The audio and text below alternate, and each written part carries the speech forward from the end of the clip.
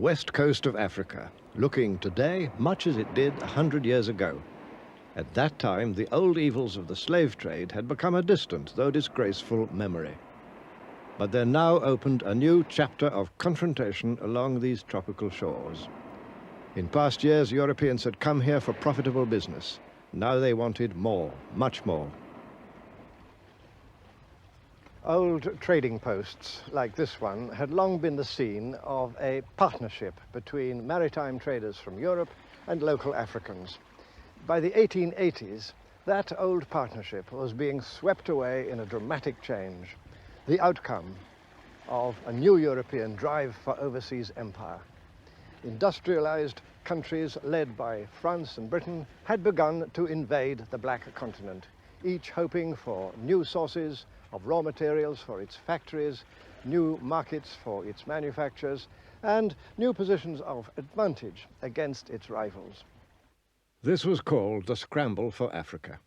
By 1914, only two countries remained outside European possession, Liberia in the west and Ethiopia in the east. Britain had seized the lion's share of control.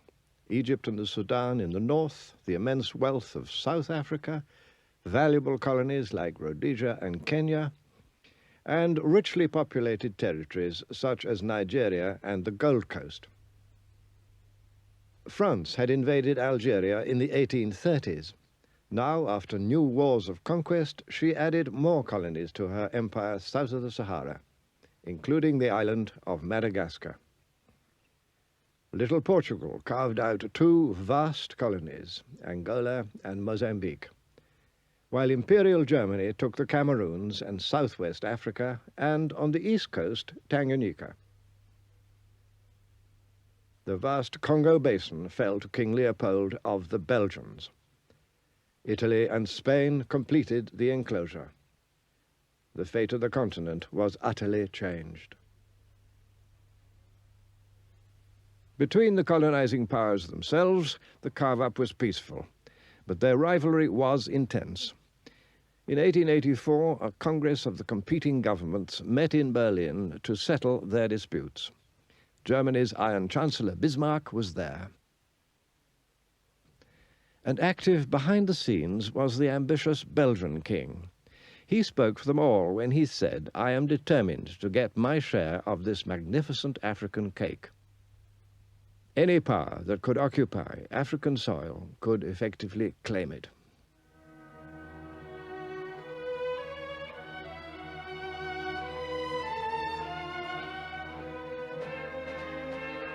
Now the task was to stake out frontiers in utterly uncharted land.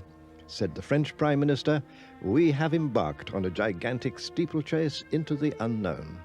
The British Prime Minister Lord Salisbury was to say of this period, "We've been engaged in drawing lines on maps where no man's foot has ever trod. We've been giving away mountains and rivers and lakes to each other, only hindered by the small impediment that we never knew exactly where we were."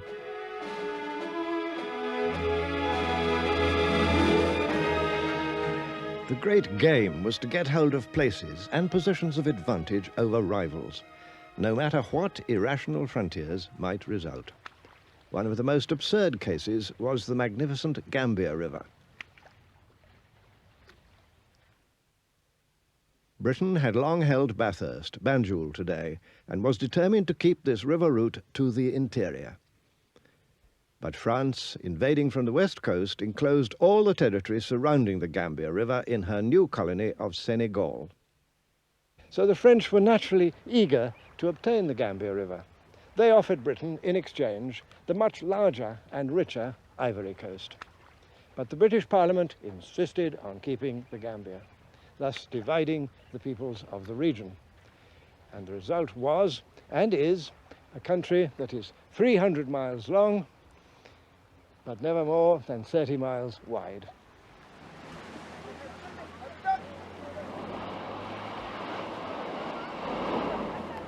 What the African inhabitants might think of this colonial carve-up was never asked.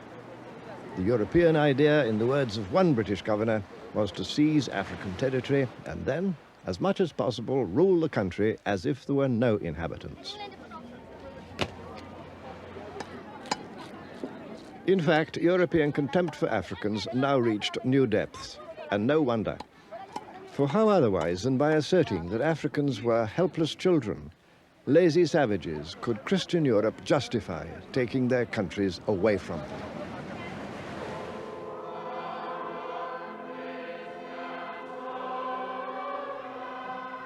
The helpless children, meanwhile, sang their own version of a famous hymn. Onward, Christian soldiers, into heathen lands, prayer books in your pockets, rifles in your hands. Take the happy tidings where trade can be done. Spread the peaceful gospel with the Gatling gun. The European invasions were widely resisted. Conquest was never easy. And sometimes, as these old drawings and photographs testify, conquest led to a ruthless killing that later generations would prefer to forget.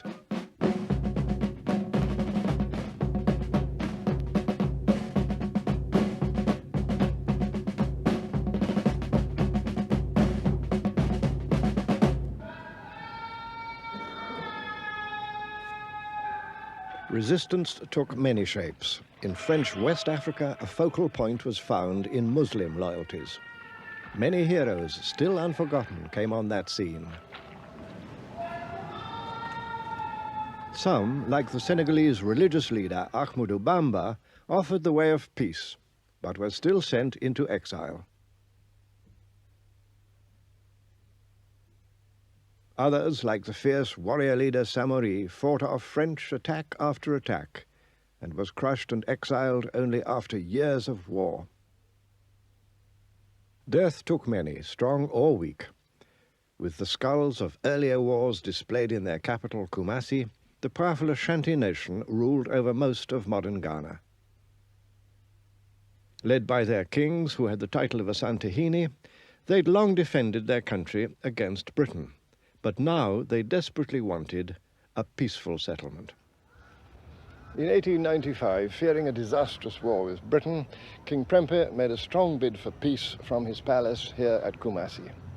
He offered the British the right to establish in Ashanti a chartered company with all the concessions, the privilege that such a company could possibly desire. But it wasn't enough, for the British now wanted territorial possession as well as privilege. The Ashanti nation had already fought long, hard battles against the British. But this time, in 1896, they decided to surrender.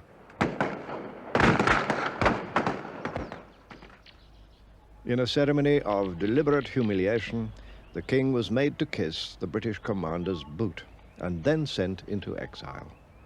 But it wasn't the end of the story. The British now blundered. A new British governor, Sir Frederick Hodgson, decided that he had to get possession of the sacred golden stool, symbol of the Ashanti nation's soul. Arriving at the British fort here in Kumasi, he ordered the assembled chiefs to hand the stool over. Worse still, he demanded the right to sit on it, something that no person had ever been allowed to do, not even the king himself.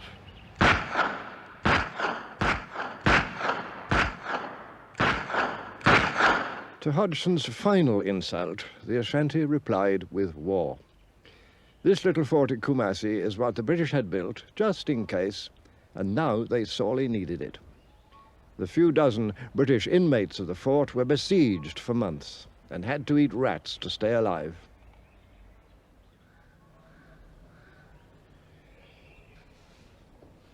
Hodgson's act of folly had exacted a bitter price. Efforts to send in relief from the coast were repeatedly frustrated by Ashanti resistance, until finally the governor and his wife got away to the coast and the absurd but tragic affair could be closed.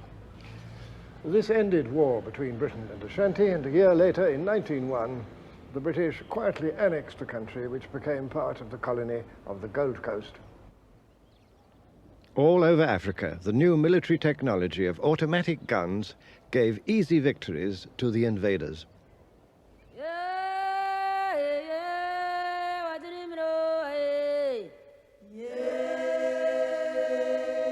Countless resistors died, many thousands at the single battle of Omdurman in Britain's conquest of the Sudan. Meanwhile, in another part of the Sudan, the French were also scoring victories. For the most part, public opinion rejoiced. For were these not victories over an inferior species, a kind of joke humanity? There were some critics, but not many, and their voice was ignored or silenced. What really mattered was to do down one's European rivals. If you were British, to get the better of the French in West Africa or of the Germans in East Africa. While orphans, like little Uganda, were left on the protective doorstep of Father John Bull.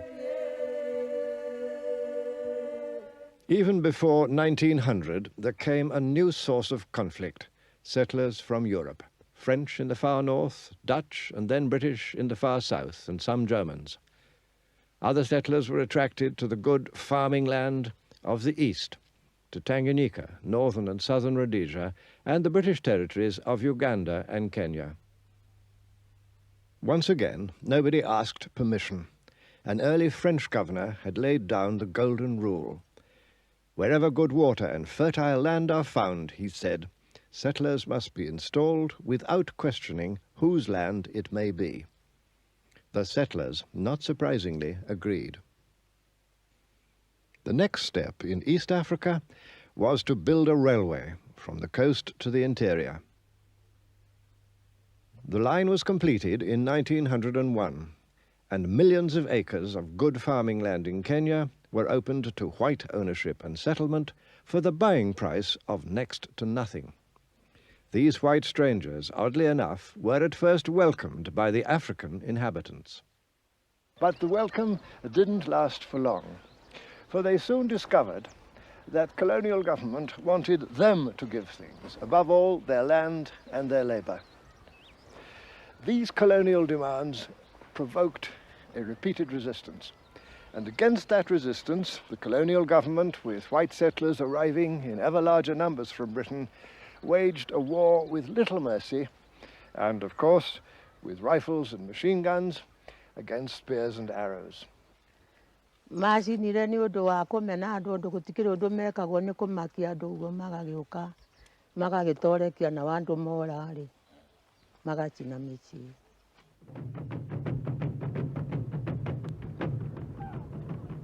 This beating down of a sometimes violent and desperate African protest was called pacification, or less politely, hammering. A British officer then fighting in Kenya kept a sadly instructive diary. Marched into Fort Hall, and the expedition comes to an end. To my mind, the people of the Embu have not been sufficiently hammered, and I should like to go back at once and have another go at them. During the first phase of our expedition against the Irieni, we killed 797 niggers, and during the second phase against the Embu, we killed about 250. There was, in fact, much more of the same thing. In a sixth campaign against the Kenya Nandi, for example, British troops reported killing 1,117 people, besides seizing all their livestock. In 1906, a junior British minister in London cabled this protest: "Surely it cannot be necessary to go on killing these defenseless people on such an enormous scale." The minister's name was Winston Churchill, but on that occasion his intervention had no effect.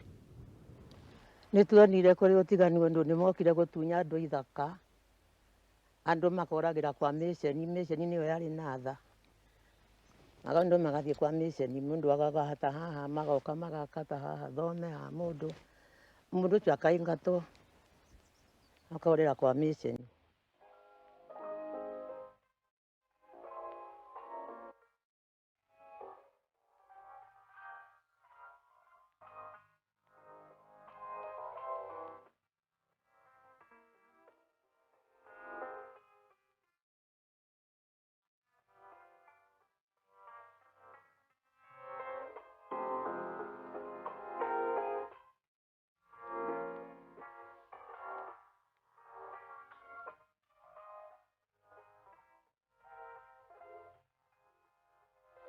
Maga kakithaka makairi gari gukwaro matana kuu makairi gakiuge gatwika ni kia muthungu mara mari kuo makaingatwo makorera kwa mission.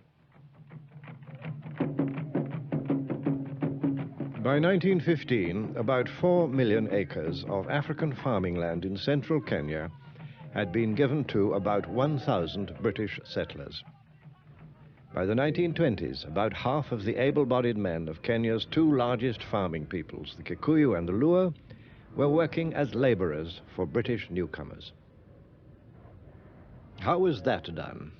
The answer, once again, was something new in Kenya: taxation. To cultivate these splendid acres, it was necessary to make Africans pay taxes in cash. Having no money economy of their own, Africans could pay tax in cash only if they went to work for a European wage. An old Maasai recalls those early days. Sasa wazungu walipokaa sasa walianza kutawala. Walipotawala, kitu walitaka kodi. Masai zamani hapana lipa kodi ya kichwa kama ile tunaita zamani poll tax, ilikuwa la. Tulikuwa nalipa na nyumba. Walikuwa naitwa kodi ya nyumba. The Maasai proved particularly good at dodging the payment of the new taxes. So the colonial government thought it should send some of these apparently idle warriors to school, so as to turn them, if possible, into tax collectors among their own people. Small boys were seized for this purpose. Sasa serikali walitoa askari yake kuja kuchukua watoto. Sasa mimi ni moja ya wale watoto ambayo walishikwa kupelekwa skuli. Sasa nilishikwa nikapelekwa skuli. Sasa pamoja na wale watoto wengine. On the other side of the continent, in northern Nigeria, the colonial scene was very different. With no white settlers, life was peaceful. Things continued much as before. The British had conquered this huge region, far from the sea, for no real reason other than to keep it from the French. So the British were content with a supervision which allowed them to take a back seat. Under the direction of Lord Lugard, this was called indirect rule. This was the residence of the British official who governed the northern Nigerian province of Kano. Indirect rule meant ruling through local kings, in this case the local emir, who after defeat accepted British overlordship. On condition that nothing was done to modernize or democratize the conquered system, indirect rule was cheap and highly effective. Local kings and princes kept the peace and law and order in their own interest, as well as in that of the British. Both sides at the top had much to gain. So kings, like this one, the Emir of Katsina, were able to stay in power and even add to their personal privileges. They were able to call on their own local retainers to govern the everyday affairs of the country. In this way, the native governing class, as the doctrine said, was to remain a real living force, as well as being a curious and interesting pageantry.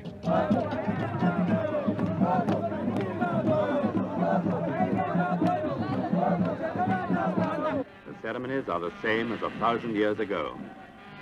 There were kings in northern Nigeria when Richard Lionheart set out on crusade. Today, he and all the emirs of northern Nigeria play their part as subjects of the King of England. But their subjects still show their loyalty as in the days when Katsina was warring with her neighbors.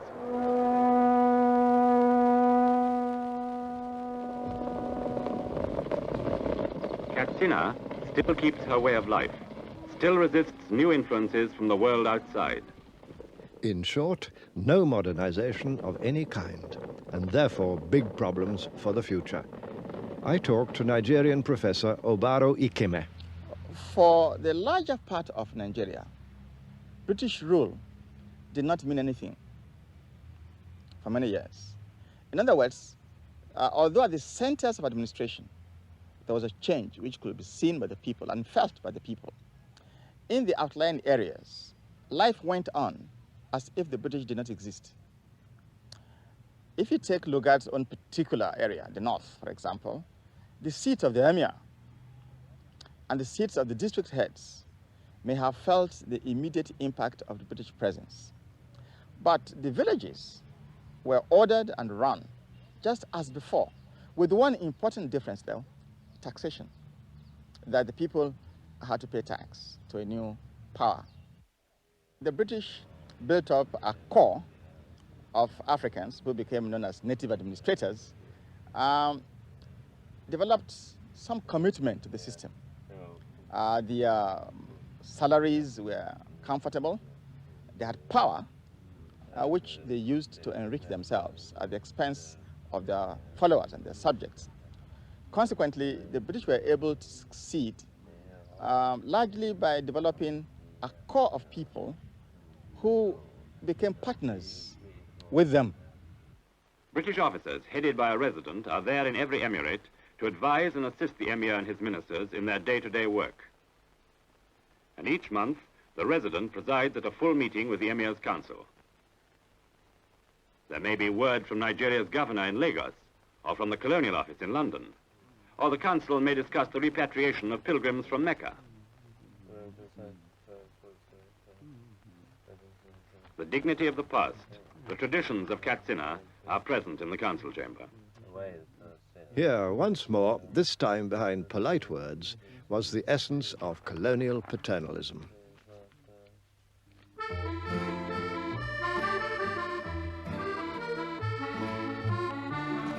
In the French colonies along the coast, the scene was both the same and different. Dakar, capital of Senegal, actually the little suburb of Rufisque, a charmingly nostalgic place.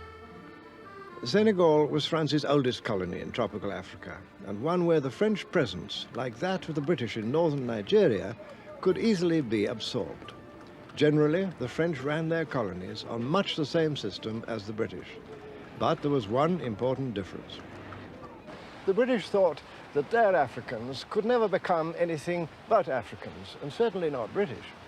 The French idea, on the contrary, was that in the end, at some distant time, all their Africans would become black Frenchmen. The culture and the language of France were offered as the eventual supreme blessings. This idea was called assimilation. Originally, this was a generous idea, but colonial rule reduced it to little or nothing. Yet in 4 municipalities of coastal Senegal, assimilation did take effect. This picturesque island of Gorée, just off the port of Dakar, was one. Here you could go to school and even become a French citizen. But you belonged to a tiny minority. By 1926, only 48,000 Senegalese had become assimilated out of a total of 1.5 million. The Senegalese historian, Professor Cheikh Anta Diop, explains. C'est en fait certain, dans la pratique, ce n'était pas possible. Et dans la pratique, il y a eu 4 communes. Ici au Sénégal et partout ailleurs, pratiquement, c'était le système de l'indigénat. Donc, à cause du rapport numérique, la politique d'assimilation n'était pas applicable sur le terrain. One man from Gorée Island who did make it and carved out for himself a brilliant career was Blaise Diagne. Of humble origins, Diagne became the first black man to be elected to the French National Parliament in Paris. He campaigned for black rights and began to win concessions. That was in 1914. During the First World War, an embattled France called for tens of thousands of African troops as Flanders swallowed its victims. Blaise Diagne agreed to be France's recruiting sergeant, and his African reputation vanished in the slaughter.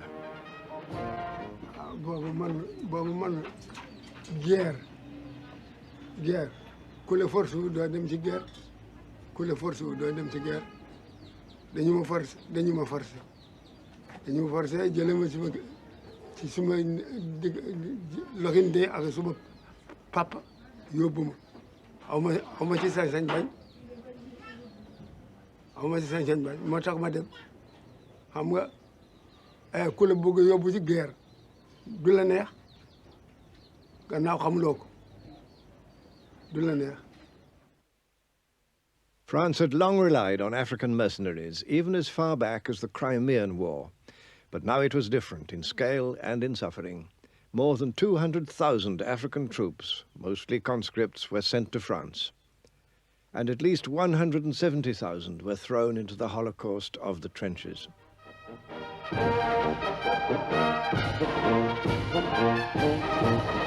Thousands never came home.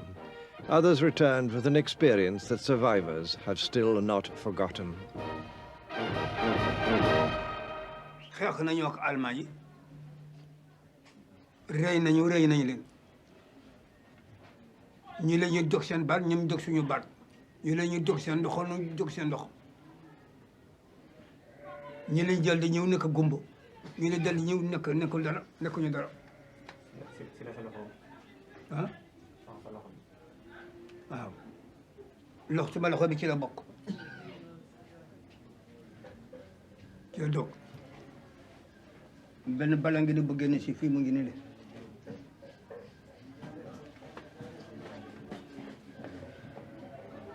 benn bal mu ngi nii buggi bi meer mu ngi nii buggi dal fi génn si fii mu ngi. Shoulder to shoulder, white men and black men, equal in the trenches. Were they now to become equal in the colonies? Only the monuments suggested that.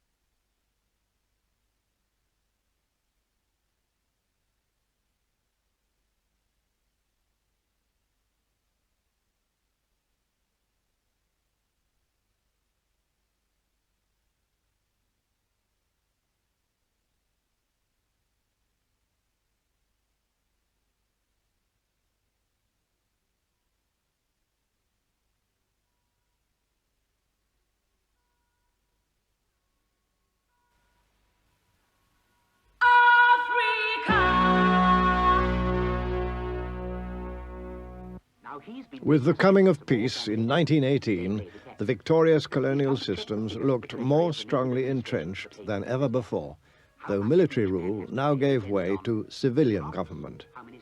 This led to a far more thorough system of tax collection to pay for the government. The linchpin of the British system was the district officer. That's where I come in.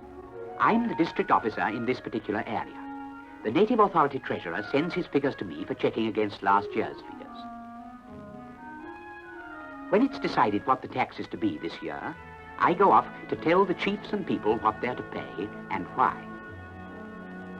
That's my wife. I spend so much time doing the rounds that if she didn't come, we wouldn't see much of each other. We take our beds and everything else, as the rest houses where we spend the nights have no furniture. You know, we're very ordinary people, but the pagans still find us a bit of a puzzle with our fuss and bother. That's the local chief. We ask news of the crops and the children.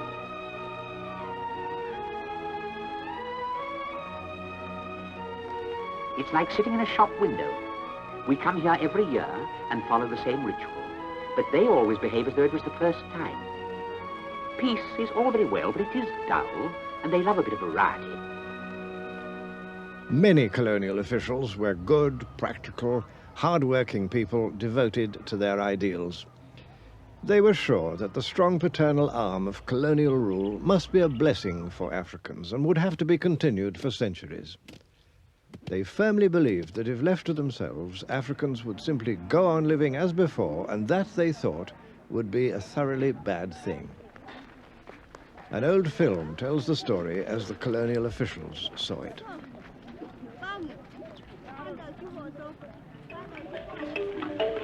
This simple life under the hot African sky was once a life of fear and uncertainty. British rule has brought peace. The enterprise of European officials and settlers and of Indian traders has opened up the country. But there is still a long battle to be fought with ignorance, poverty, and disease. In these lands, where there are so many changes to be made, much can be achieved by money and the initiative of the white man. In the more favoured colonies, those were the hopes of the 1920s, and in some respects they were fulfilled. There came the founding of the first modern hospitals, veterinary services, and other benefits of Western life. But all the money to pay for these good things had to come from Africans. So there now began a drive for the export of crops to yield cash. The cash crop era got into its stride. Groundnuts, as here in Senegal, were a crop that brought cash to farmers and to colonial purchasing companies.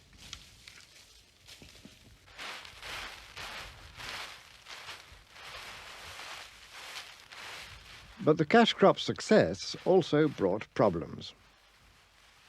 Il est certain que l'arachide a été introduit pour alimenter tout simplement la monoculture de l'arachide a été introduite pour des raisons industrielles, ni plus ni moins. C'est en 1848, je crois, que des Marseillais l'ont introduite ici pour fabriquer tout simplement de l'huile pour vendre ça sur le marché international. Et on a spécialisé finalement, la tendance est née de spécialiser chaque colonie en fonction de ce qu'elle pouvait produire le mieux. Et on a donc toutes les zones sahéliennes ont été spécialisées pour la culture de l'arachide, des zones comme la Guinée pour la culture de la banane et le riz, et ainsi de suite.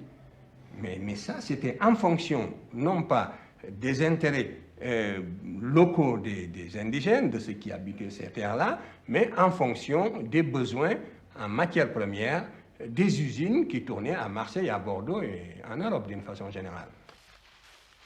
So long as their crops were bought, African growers could be reasonably content. But in 1929, there began the huge and long disaster of the World Depression, and prices collapsed. Food production for local people, already badly hit because of land taken for cash crops, became a subject of major crisis. What was true of the French Empire was just as true of all the others. Here in the Gold Coast, the big cash crop was cocoa, providing the bulk of the colony's exports. The crop was grown and harvested entirely by African farmers who had to sell it to British and other foreign buying companies. These companies banded together so as to pay the farmers an artificially low price. The farmers of Ghana, then the Gold Coast, nonetheless worked so well that they became the world's biggest producers of cocoa, and so of chocolate, which Africans didn't eat. But the gains were far from equally shared. The Ghanaian historian, Professor Edo Boahen. There's no doubt at all that the farmers were being cheated. The prices that were being paid for the cocoa bore no relationship to the prices that they had to pay for the imported goods. We had no say in the pricing of our own commodities. We had no say in what we paid for what was imported. This was, in fact, one of the greatest indictments against the colonial economic policies, the fact that so much emphasis was placed on a single cash crop. And we had to import rice, we had to import oil, palm oil, and so on, to feed ourselves, because so much emphasis and so much attention was paid to this single cash crop cocoa. The colonial governments were just concerned with obtaining raw materials to feed their factories abroad. The raw materials were produced by the skill and enterprise of hard-working African men and women. Yet the advertisements in Europe, deeply racist by this time, presented an insultingly different picture. At the same time, African businessmen found that the trading positions they had established in earlier times were now swept away. There's no doubt at all that before the colonial period, Africans were playing a far more important and dominant role in the economy than during the colonial period. There were many of them running their own import-export businesses. In the 1920s and 1930s, all these African merchant princes virtually disappeared from the field because the dice was so much loaded against them as a result of the colonial system. The banks were discriminating against them in the granting of loans. The expatriate firms, and particularly the Syrian and Lebanese firms, were undercutting them, and they just could not stand the challenge. And therefore, many of them simply ran out of business. And the children of these great merchant princes now became the employees of the great African capitalist companies like UAC, UTC, SUA, and so on. Colonial trading companies, British, French, Belgian, Portuguese, monopolized wholesale business with the full backing of their colonial governments. What King Leopold had called this magnificent African cake was beginning to yield its riches. Often those were painful days, but they have to be recalled by anyone who wishes to understand the problems of Africa now. The turmoil of today in the Congo or Zaire has its roots in the infamous Congo Free State of King Leopold. Here the emphasis was on the growing of rubber, and the methods used to extract it were no better than a reign of terror. Local people were forced to collect rubber under the most cruel conditions, as these old photographs show. If the rubber they collected was poor or small in quantity, men, and sometimes women too, could expect to lose a hand or foot in punishment. Terrible things were done. An official British fact-finding commission reported. The daily agony of an entire people unrolled itself in all its repulsive, terrifying details. Public opinion in Europe grew horrified. Gradually, the agonies were reduced. Yet huge damage had been done, moral as well as physical, and was going to cast a dark and violent shadow over the future of the Congo.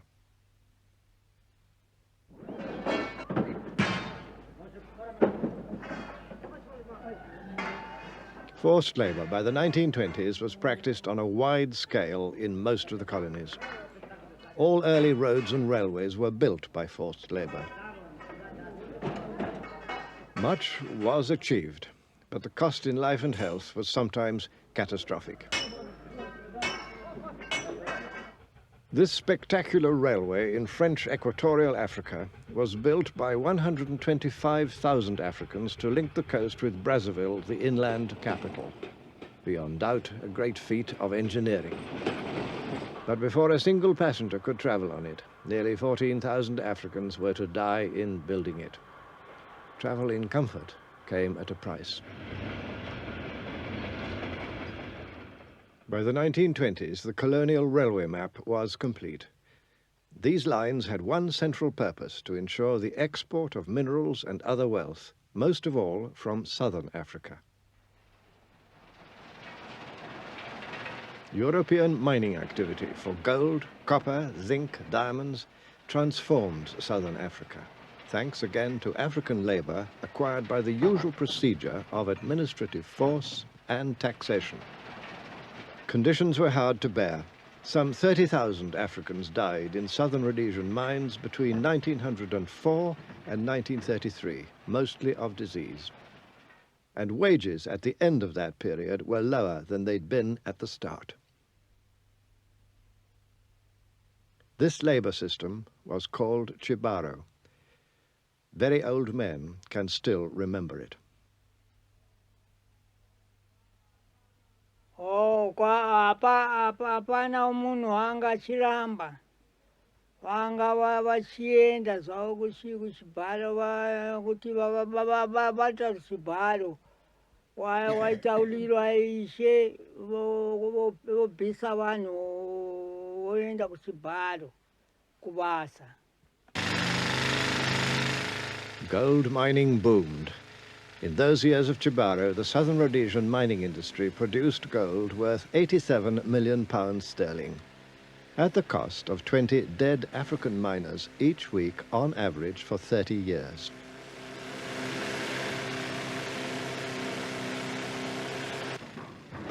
just as in the bigger mines of South Africa, living conditions.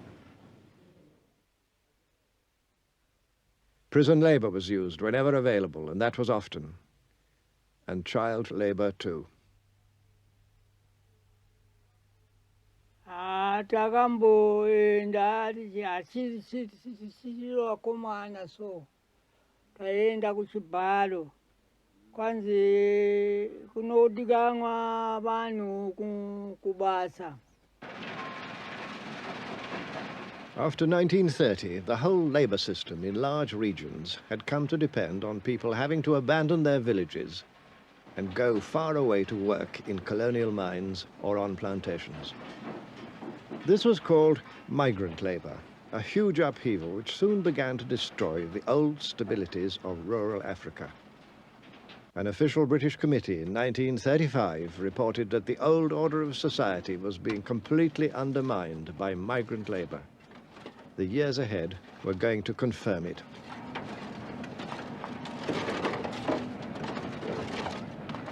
But it was in the Portuguese colonies, especially Angola and Mozambique, that forced labor was at its worst.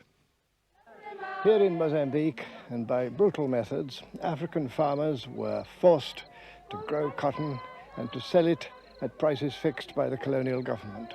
Prices kept so low that the farmers used to say of the cotton that they were forced to grow, that cotton was the mother of poverty.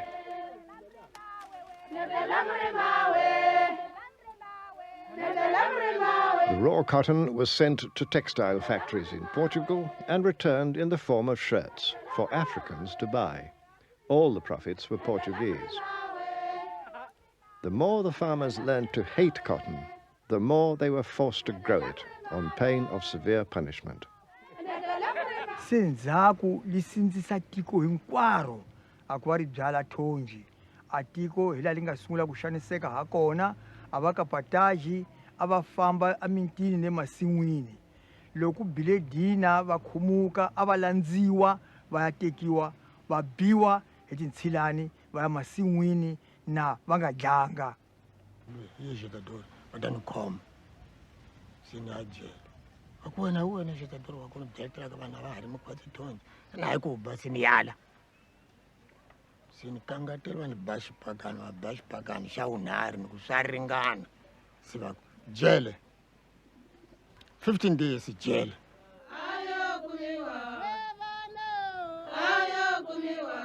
The farmers in this old film had no legal means of protest, but they could express their anger by singing anti-colonial songs in their own language. There seemed then no way out, no hope ahead. And before long, the same disaster struck here as elsewhere. Food crops disappeared, and once prosperous areas were hit by famine. Kunene tindlela tive tikulu nkama lowo hi ku sa aloko amutini loyi a nga ni vasati vambirhi vanharhu hinkwavo a va nyikiwa masimu ya thonji kutani a thonji a li hlakuriwa kanharhu a li hlakuriwa kanharhu thonji kutani a ku nga ri na nkama wa ku tirha masimu a ku nga na nkama wa ku veni hi tirha masimu ya hina hi byala mavele leswi fanekelaka ha kona ni leswi hinkwaswo a li karhi hi tirha swona swa tifijao ni timavele ni hinkwaswo se a tindlela ti kula hi ndlela yoleyo.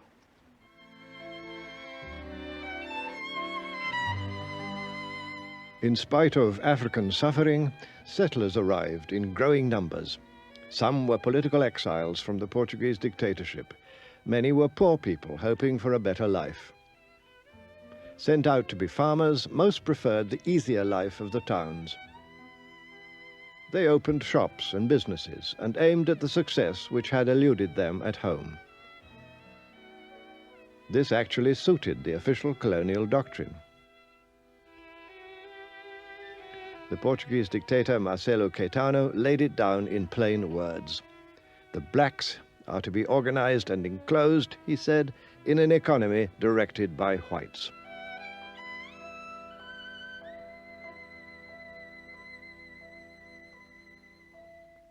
loko ni sungula ku vulavula ni te ka dimshadore ni sekretari wakwe leswaku a guvernu wa maputukezi i guvernu leyi nga twala misaveni hinkwayo hi vunene bya yona kambe n'wina vadimixiradori mugeni guvernu wa maputukezi afrika a nga ta va kona hikusa a mu landzanga a swileleto leswi mu nga tela swona afrika.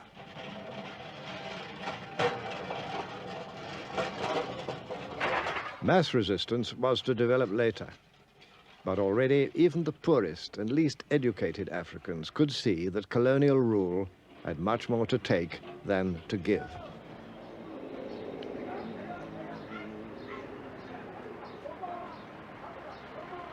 Whatever good may have come from colonial rule has to be measured, unfortunately, against the essential aims of each of the colonial systems. These aims were frankly stated. They were to extract wealth.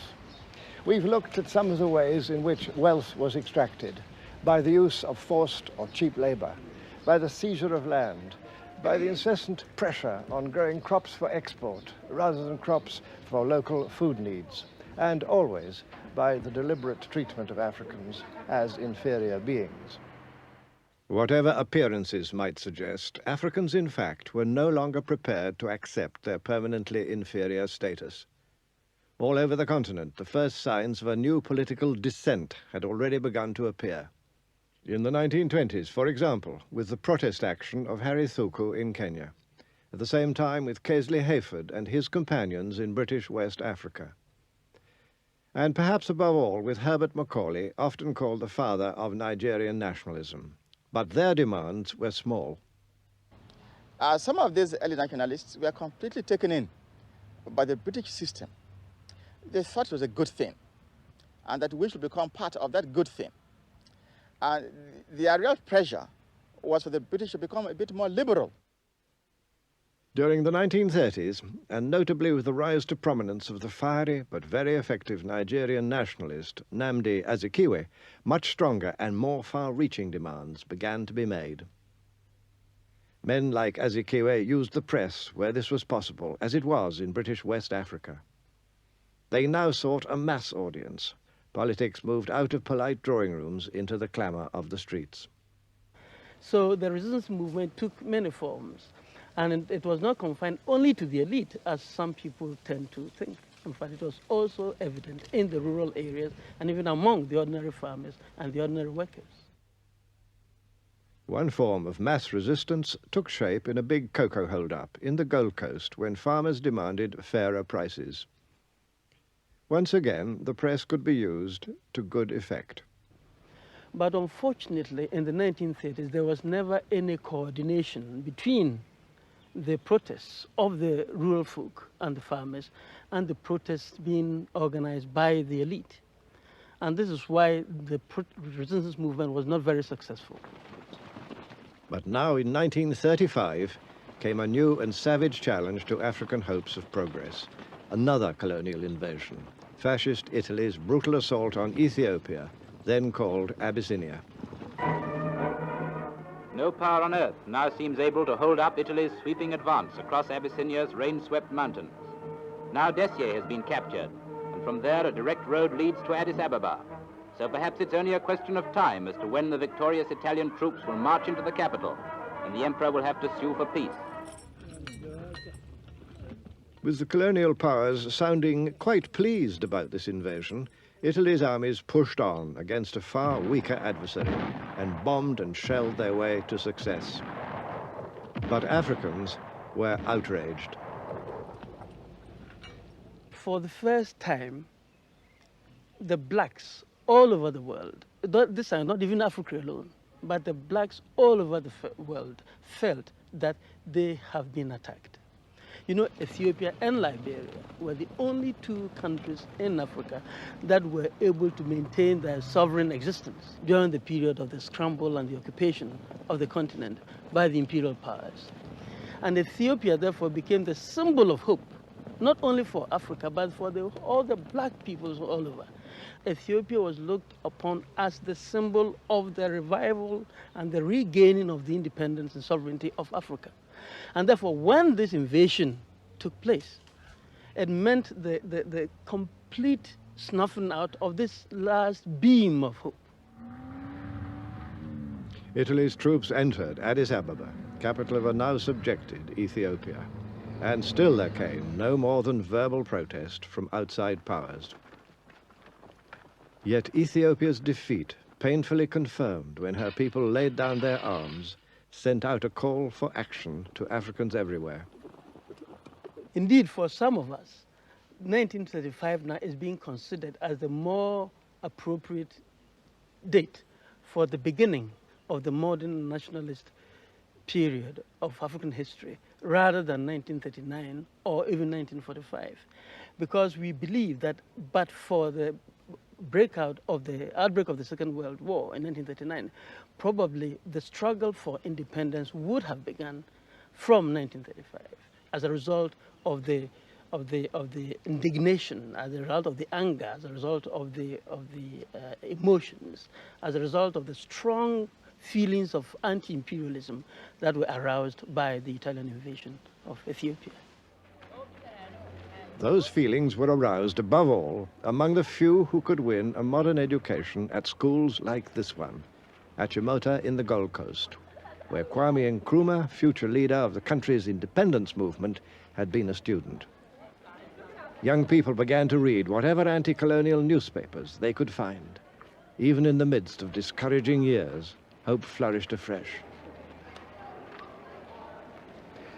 A new generation of educated Africans, some of them trained here at Achimota, was reaching maturity. And then came the tremendous upheavals of the Second World War, surging with revolutionary force through the entire colonial world. By 1945, as we shall see in our next program, the scene was set for great dramas in a struggle for independence.